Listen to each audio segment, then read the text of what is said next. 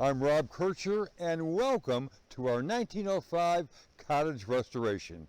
This is an ongoing series of episodes where my wife Barbara and I restore this beauty behind us into an absolute showstopper. Well, today we're outside, as you can tell, and we're going to be taking on a new project that I wanted to do for a long time, and that is to erect a flagpole in our front yard. Now, this is not an ordinary flagpole.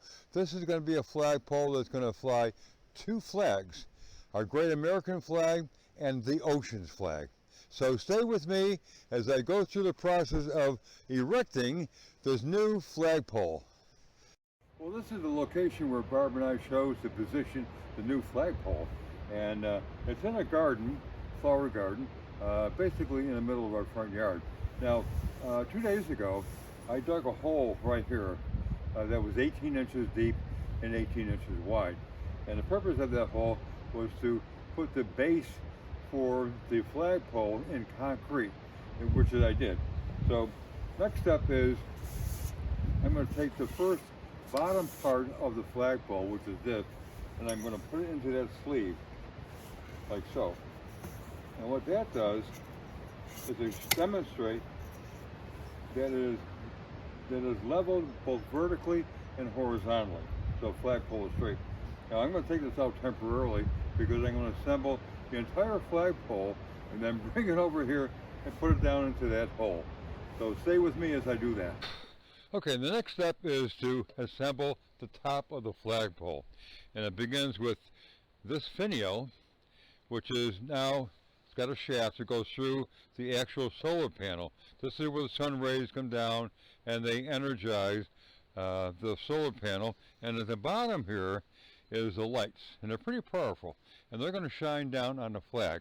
And the reason you want to do that, if you're going to be flying your flag at night, you really need to keep it illuminated.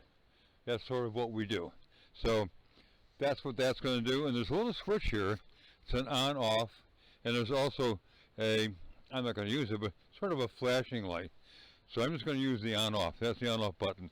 So the next thing is to assemble the rest of these pipes that we have, and we're going to end up with a flagpole that's about 21 feet high.